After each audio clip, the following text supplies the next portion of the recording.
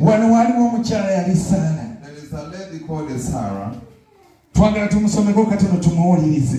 Let's read about yalina embeera gy'alimu. There is a situation she was going ekyamazima ng'embeera ekaabya. For sure the situation was baasaba Katonda ne basaba Katonda embeera akaddiye. They prayed to God. Ng'ekyamazima buli wabeera abongoota. Wherever they could go. Talina mwana mu nsi. He had no child in the world. Obudde bumugenzeeko. Time had passed. Naye Katonda bwe yayogera. But when God spoke.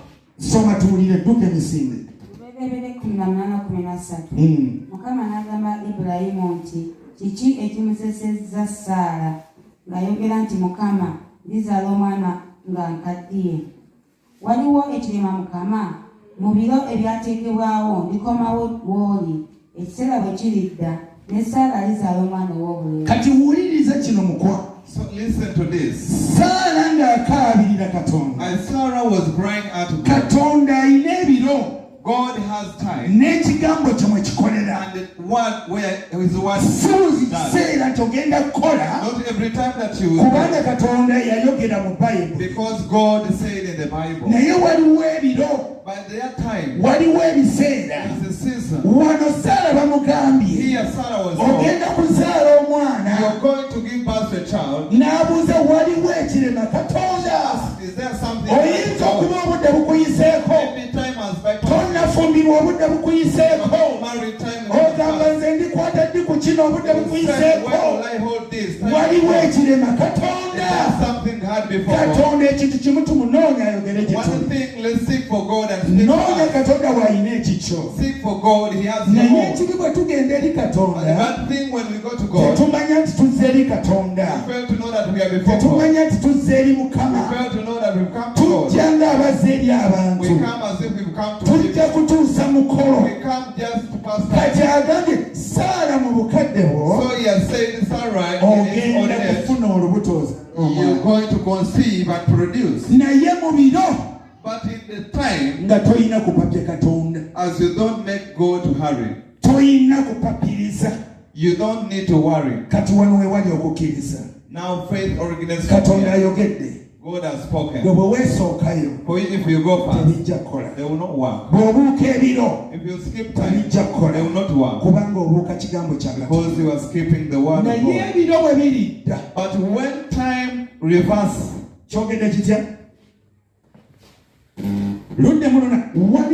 omukyala no bamugamba n'aseka n'enseko. They told this lady and she laughed. Kubanga alaba tekisoboka. Because she saw it was impossible.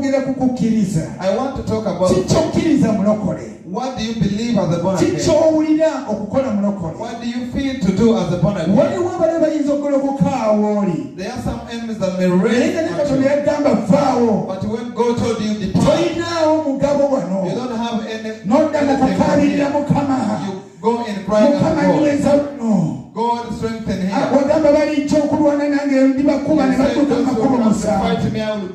Ogenda kubyogera n'amatama gakatuuke. You will cry.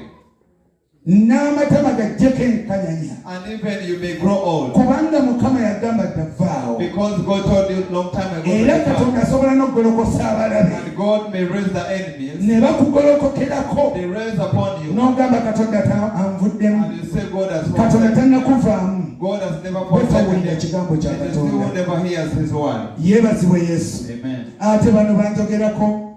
Ate bano bankuba. Ate ebintu byange babibba. My things have been cheated. Gwe tonnategeera. It is you have failed to understand. Katonda bagamba nti awo tewali mukisa gwo. God tells you nothing like your blessing. Ne bw'otuuya n'okkayisa obudde. Even though you sweat. Ekyo kibuuzanga Peetero. You ask Peter. Ofuna ngakadde n'otuuza mwannyoko Peetero bamuganda nga owaye Peetero. Get a time and you converse to Peter. Bakugamba nti vva mu nnyanja okuvuba. When they told him to depart from the sea, leero tokyavubira wano. Today you no longer fish. Kuvubanga bantu. You shall fish people. Bwe waddayo mu maanyiko. When you went back to your power. Wavuba wakwasaayo ki. When you went to catch fish, what did you do? Peetero ne weeyandisabye. So even though Peter could pray, Mukama, God, wangamba okumpa omukisa. You said you shall bless ate nakubuuza nga ogenda kumpa 10. Still you said you give 100. 10 ne mu ggulu 10. And the word 100, the same to heaven. Tewali kyanditodde mu kitimba kya Peetero. there would nothing sit in the net of Peter. The Bible says it came to morning. They failed to get. Because there is the word of God that is spoken. Not until Jesus came. They did not understand him. He told them, I've accepted you, now you can go back. When they threw their nets, fish were too much and they brought people to me.